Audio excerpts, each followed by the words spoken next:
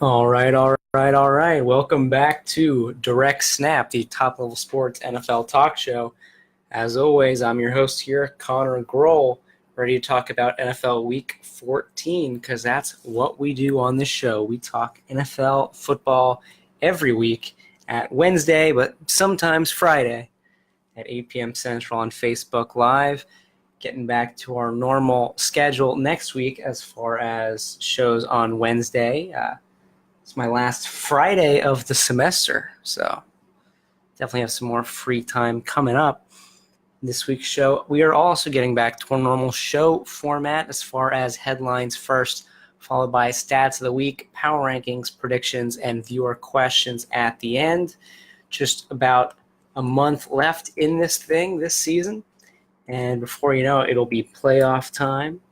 And less than 2 months out from the Super Bowl. Super Bowl 53. Let's check the date on that. Yeah, February 3rd, 2019. So here we go. Just about 60 days left until we will have our Super Bowl champions crowned, but still a lot to do until then. Only one of the 12 playoff teams is currently known, and you'll figure out who that was if you don't know already in our Stats of the Week segment. But first, before that, we do have to talk about some headlines. And the first one, obviously, biggest news, I think, from this week has been a change maybe some Packers fans had been hoping for a little while now. And something definitely expected after the Packers fell to 4-7-1 after their home loss against the Cardinals. That was the first loss at home in a while. But Mike McCarthy has been fired. And obviously he's been tremendously successful as a coach, had a run of 8 straight playoff appearances from 2009 to 2016 and won a Super Bowl in 2010. And, some people say, maybe they've squandered Aaron Rodgers, and maybe they have a little bit, only with the one title for a guy that many people think is, the greatest quarterback to ever play the game. But at the end of the day, he brought a title, had incredible success, 125 wins, winning 62% of the games. That's basically an average of 10 wins a year. But unfortunately, this will be the second straight year the Packers will miss the playoffs. And, there's been a lot of criticism of McCarthy as of late, especially for, it feels like the Packers have traded away everybody of value and just left Aaron Rodgers in there and said, come on, Aaron, go into Super Bowls. But big news coming out of there. The interim head coach will be Joe Philbin. He's a guy. He was the offensive coordinator for the Packers for a while, and in that Super Bowl year, then moved to coach the Dolphins for a little bit, and then he was relieved of that position. And what do you know? Now he's back with the Packers, and at least for the next 4 games, he'll be the man. I see the comment that who is backing up Mark Sanchez now for the Redskins. That's a great question. Let me see if they've signed somebody, because they must have. Let's see. I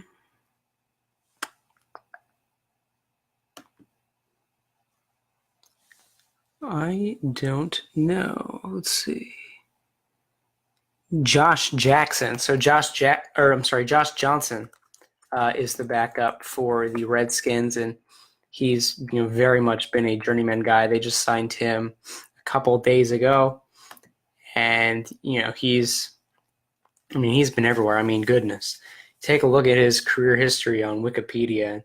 In the last 3 years, just since 2015, this is his 5, 6, 7, 8, 9th NFL organization. So, he's just been just about everywhere he gets picked up. He feels like the guy that gets picked up for a year or for a week, and then when they need somebody and he gets, released just the next week, and I don't know, fighting practice squad, third string and everybody, has not appeared in an NFL game, I believe, since 2013, has not started since the Bucs in 2011. He did start his career with the Bucs. Has never particularly had any success, just 1,000 yards passing, 5 touchdowns, 10 interceptions. And he's, been in and around the league since 2008. So he's actually been, here for a while. But but he's the backup, and let me tell you, the Redskins are hoping they do not have to use him, because I would not have much faith personally in my quarterback situation if I saw Josh Johnson trot out there. And for the Redskins, it's getting really dire. Obviously, they've lost Alex Smith, longtime backup Colt McCoy out for the year as well. So now it's Mark Sanchez. What do you know? On the headlines, 2 down. Mark Sanchez called into action.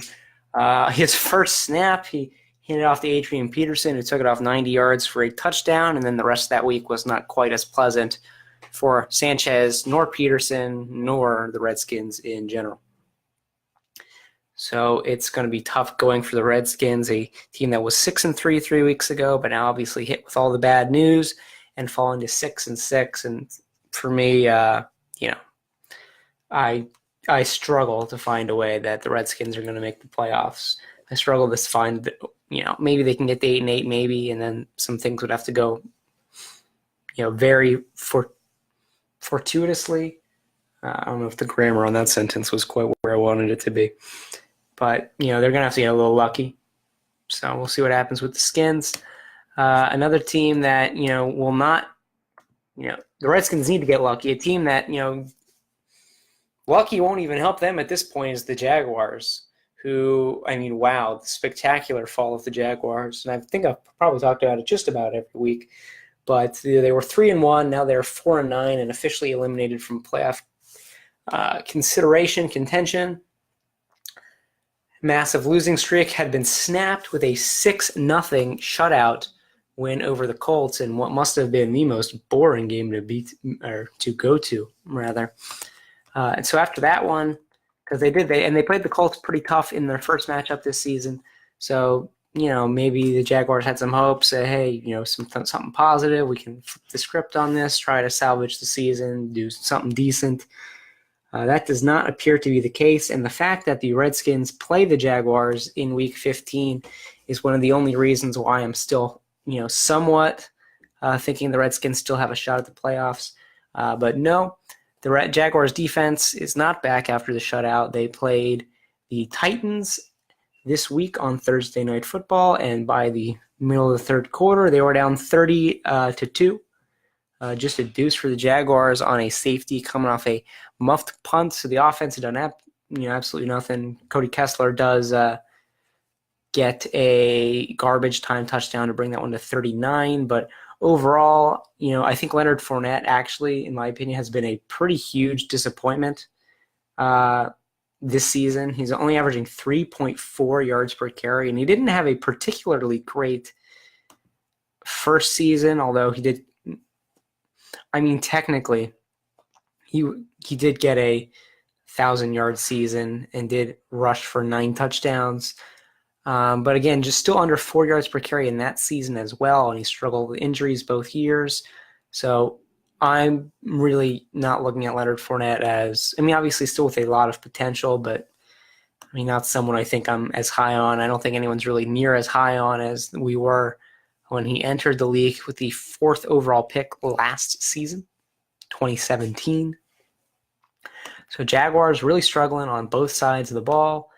Had a lot of swag coming from Jalen Ramsey, the man, against the Colts. And, then he kind of seems to disappear when things do not go too well. Really, really tough. I don't even know what to say about the Jaguars at this point, other than, obviously just about everything that can go wrong has gone wrong. And, that's how it goes sometimes.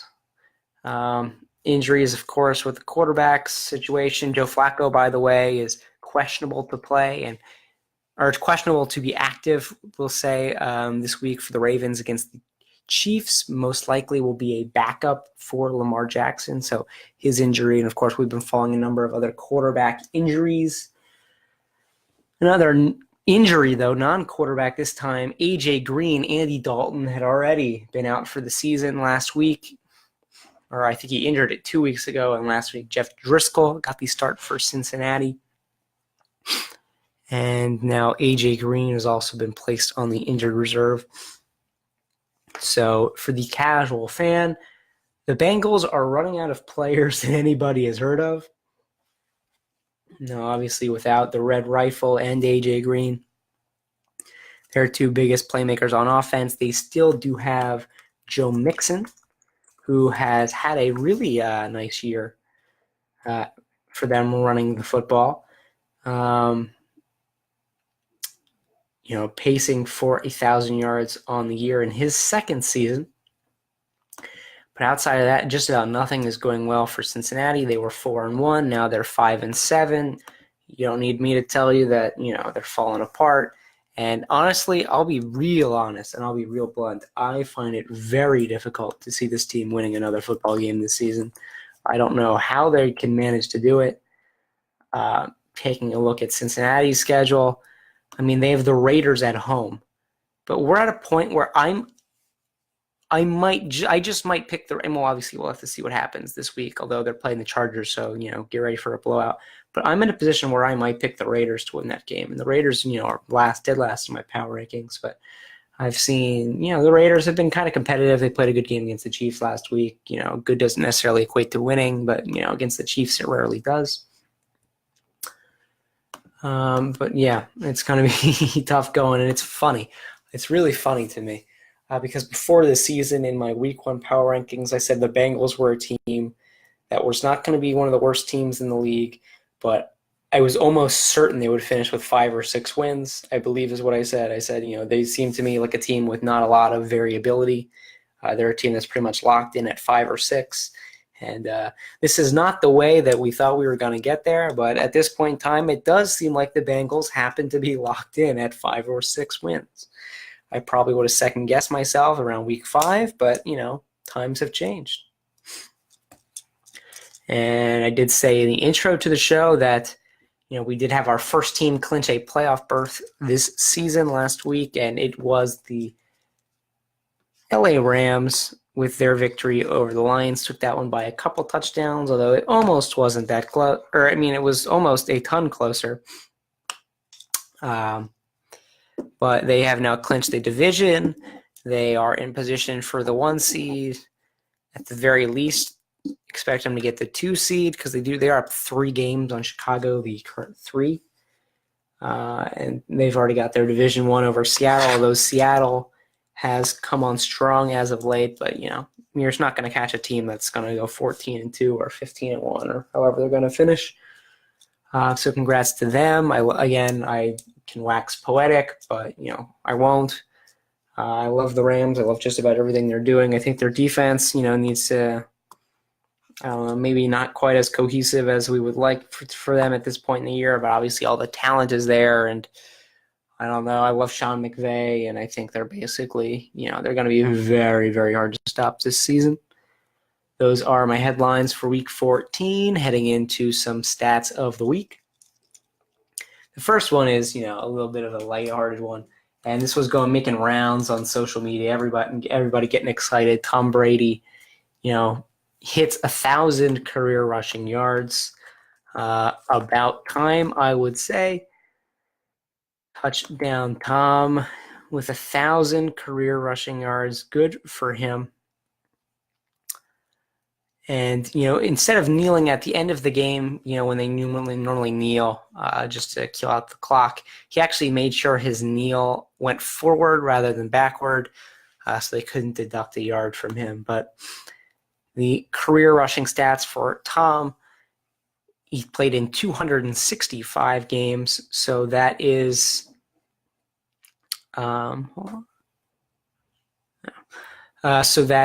about 4 yards rushing per game, 579 rushes for 1,000 yards. That is an average of 1.7, and a total of 19 rushing touchdowns, with 2 coming this year. And by the way, the rush that got him to 1,000 was pretty nice. Blitz coming from both ends, and Tom just sneaks through the middle and slides for about 4 or 5.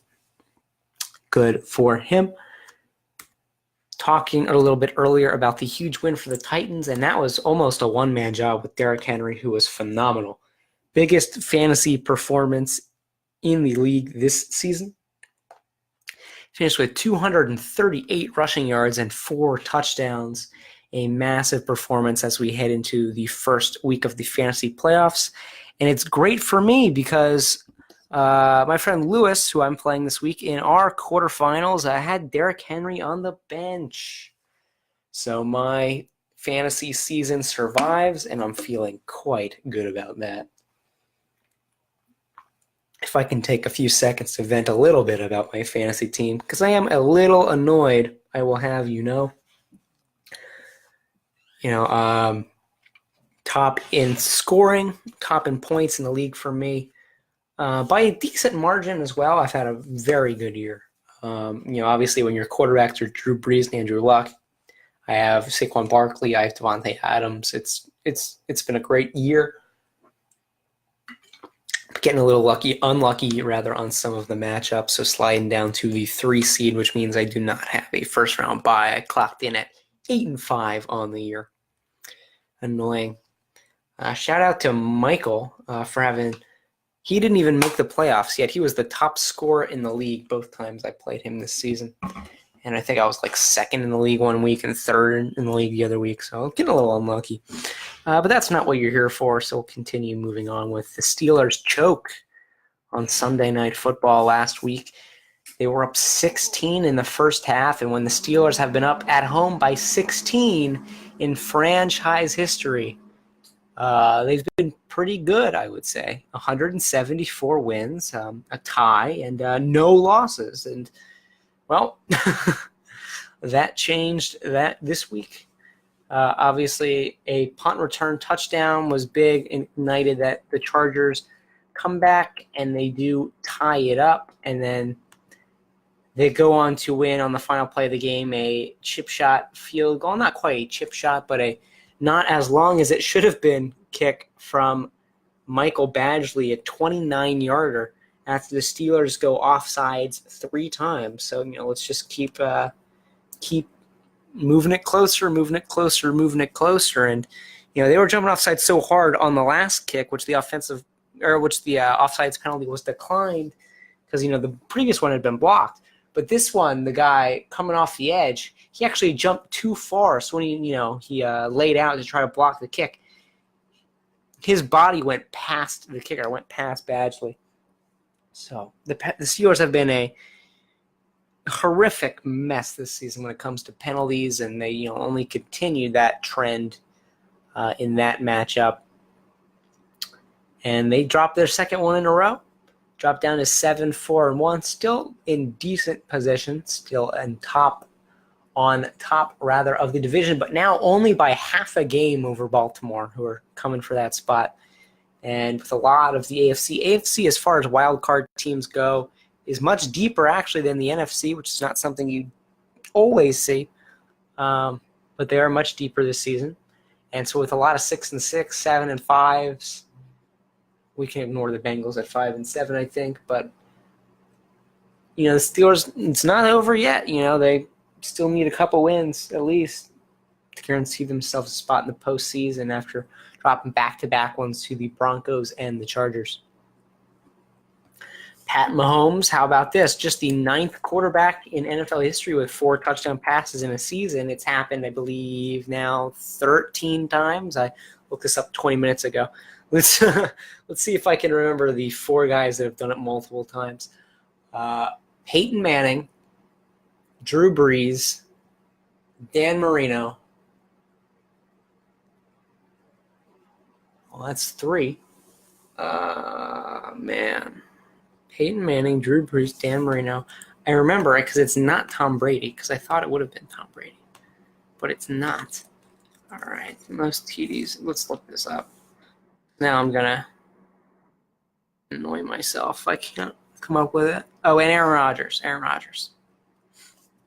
And Mahomes already tied for 9th at 41 touchdown passes. Of course, he needs 14 over the last 4 games to tie Peyton Manning's record of 55, which I'm not sure we thought was going to go down anytime soon.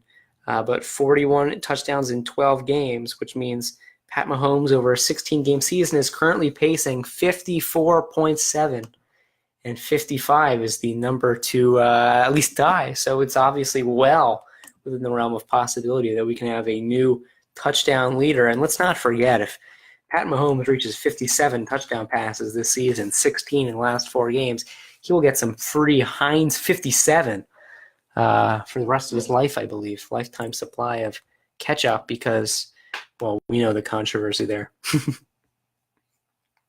And finally, the Colts shut out last week, as I briefly mentioned earlier, against the Jaguars, which was really surprising considering they had scored 24 points plus in their last 8 games. And then playing the Jaguars, and the Jaguars blank them for their first win in like 2 months. So Colts shut out here. They will try to, reverse the curse or at least play a little bit better this week. They are taking on the Texans on the road, though, and it'll be very difficult. And Dad, let me know, is this the game you have tickets for? I think it is. But anyways, should be a fun one there. The Texans looking to win their 10th game in a row. Kind of seems unbelievable, but it's true. And I'll just have everybody know that the last team to beat the Texans was the New York Giants. And I crack that joke about every week, but it's still true. It's still true, and that was week 3. That was 11 weeks ago. The Texans have now gone 2.5 months without losing a football game, and some people still don't think they're that good. It's pretty crazy. So, yeah, you'll be at that game. That should be a fun one. Not starting Andrew Luck against the Texans because I think when you have the Saints playing against the Bucs, I think that's a pretty dream matchup for Drew Brees. Funny enough, the Saints, the last time we were at the Texans, they lost. And the Saints did lose to the Bucs in week 1, but I think this is a little bit of a different situation, although Jameis Winston has been very good, and you'll see the Bucs shoot up my power rankings. And you'll see that right now. Here we are with our bottom quarter, and the Giants almost breaking in. Can you imagine if the Giants had won against the Eagles? They really threw that game away. If they had won, that would have been 4 straight wins now, 5-7. The Eagles would be 5-7. The Redskins would be 6-6, and the Cowboys would be, well, they would still be 7-6 or 7-5 rather. But if the Giants had won that game, and it's inter-division play this week in the NFCs, and the Giants beat the Redskins, like I think they will, and the Eagles take one over the Cowboys, we could have been in a situation where it was Cowboys 7-6, Giants, Eagles, Redskins 6-7, and the Giants have the Cowboys in Week 17. Like, the Giants would be legitimately in that. The Giants would be definitely in it. We're still not out of playoff contention, but, it's run the table and get really lucky at this point in time. Come on, the Giants were killing them the first half, and, I don't know. And then they stopped giving it to Saquon and couldn't stop the Eagles on 3rd down to save their lives, and, whatever. Pass interference holding on Odell Beckham, but, whatever, we move on. At least good to see them beat the 3 wins they had last year and probably end up with about 6 or so. Positive momentum. And Saquon Barkley is 4th overall in Pro Bowl voting, only behind Drew Brees, Pat Mahomes, and Todd Gurley. Hashtag Aldrick Rosas Pro Bowl vote, by the way. Clutch kicker. What a guy. Anyways, checking out the power rankings. Cardinals move up 3 spots because they beat the Packers. On the road, which is pretty unbelievable. But yes, I can confirm this happened. Jets, Niners, and Raiders continue to lose. Jags, I don't even know what to say. Bengals. Again, like I said earlier, I'm not really sure that they're going to win any more games anytime soon. It's funny considering the last win of the Marvin Lewis era with Cincinnati probably already came a couple months ago. Bills almost took one off the Dolphins. They'll get another chance in the division this week against the Jets, where the Bills are favored. Round of applause for the Bills. Never thought I would see that happen when the Bills went 8 weeks in a row, double-digit underdogs or whatever, the ridiculousness was. But the Bills are actually favored in a game, and I think they'll actually win one, which is crazy. I don't think I've picked the Bills to win a game this season, and I don't know why I would have. But things may be looking up slightly. Josh Allen has actually been looking pretty good. They should have won this last one against the Dolphins as well, but Charles Clay can't catch a football. And that's not Josh Allen's problem. So we head on, we see, Packers and Falcons. There have been better days for these teams. Lions, throw them in there as well. I think those are all three teams that made the playoffs last season in NFC. Or actually, no, the Packers did not. But these are, teams that we've seen in the playoffs multiple times over the last, however long. And three of, what we thought to be MVP candidate quarterbacks a couple years ago, and Aaron Rodgers and Matt Ryan and Matt Stafford, they were all in that big race. Derek Carr was also in that one. But Ezekiel Elliott was in that race, I think Matt Ryan actually won the MVP that year. NFL MVP. Let me fact check myself on the fly. Yeah, it was Matt Ryan that did win the MVP that year. But, obviously struggling tremendously. All right, let's see. Does Eli ever throw Odell a pass in stride? Yeah, I would like to see that once in a while too. I think, and Hugh Jackson, all he does is lose. I mean, they were tanking, not tanking, but they were having some rough stretches before that. But Hugh Jackson just can't do anything right. I would love to see Eli throw a pass in stride to Odell Beckham. That doesn't seem like it's in the game plan. That's an Odell Beckham quote from the Eagles game. But I don't know. Is Odell Beckham the best quarterback on the Giants? I mean, no, but 2 for 2 for like 95 yards and 2 touchdowns this season. We'll take it. I don't know. I'm still trying to figure out how I feel about the ever increasingly likely scenario that the Giants just finish the year like 7-9 and Eli comes back next year and starts. Because we know the quarterback class this year is not great. And I'm not super high on Kyle Lauletta or Alex Tanney. And Eli's got one more year on the contract. And obviously we know he's not playing in 2020. But 2019, I mean, Eli's a guy that, he said, I'm going to keep throwing the football until they tell me not to. And I don't know. Still trying to figure out how I feel about that. Because, I mean, honestly, he's the best option the Giants have right now. And again, the quarterback class is not great. So I don't know. We'll see. I'll have to think a little more about that. I'm warming up to it. There was a point where I just thought, Eli was done. But, statistically, it's been a pretty decent year, actually. So we'll have to see. Talking about some other teams. Let's see. Yeah, Bucks and Dolphins, big risers for me. Just a lot of teams have been really poor. So you take a 6-6 team like the Dolphins that has been fairly consistent, if underwhelming. They just seem to keep winning games. Got to give them some credit where credit's due. The Bucks with Jameis Winston have looked amazing. Well, amazing's tough, but they were down like 20 against the Giants, and Jameis comes in and they bring that one to like a 3-point game, and then they go and beat the Niners easily, and now they beat the Panthers. So Jameis Winston in this stint of Jameis to Fitzpatrick to Jameis to Fitzpatrick to Jameis now. Jameis looks good. By the way, combined, I believe, actually, we were talking about Pat Mahomes throwing for 40 touchdowns. I believe combined, Bucks quarterbacks already thrown for like 40 touchdowns this season. It's something dumb.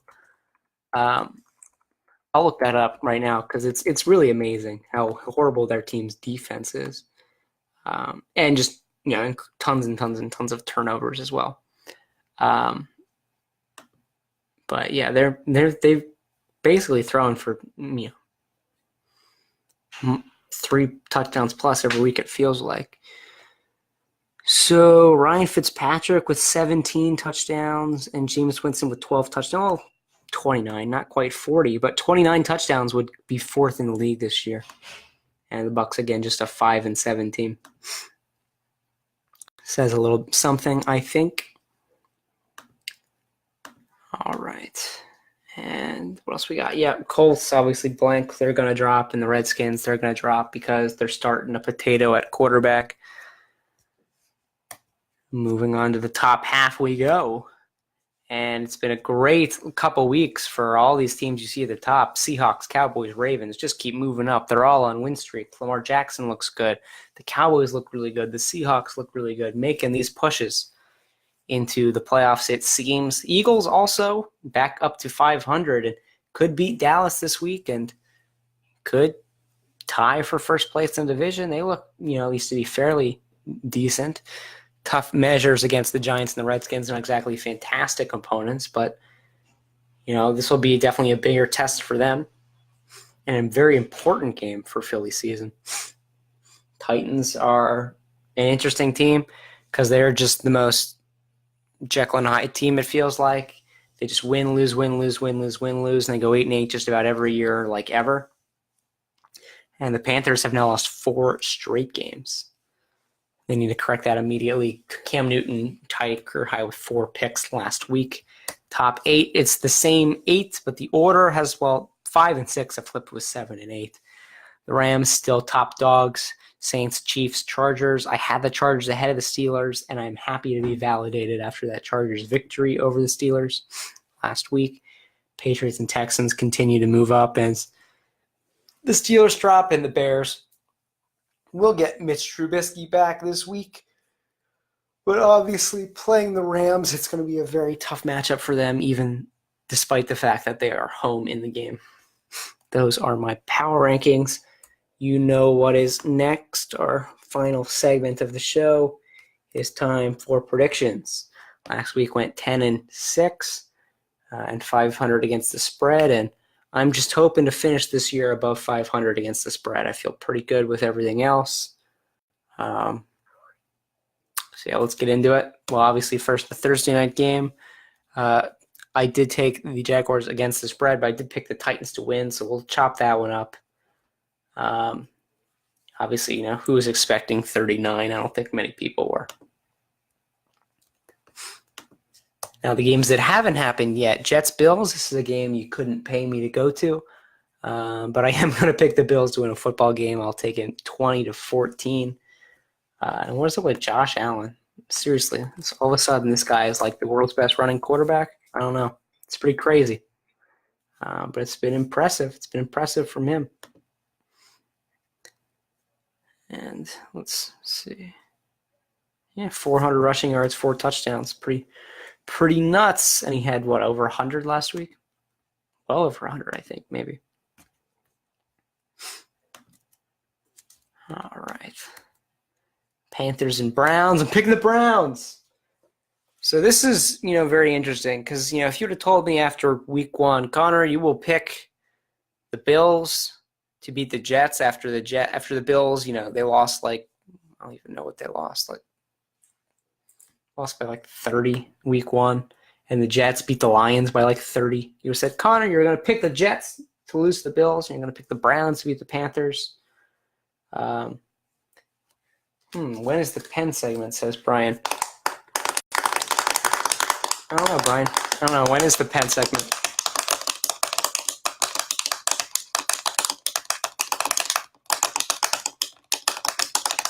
Is this what you wanted?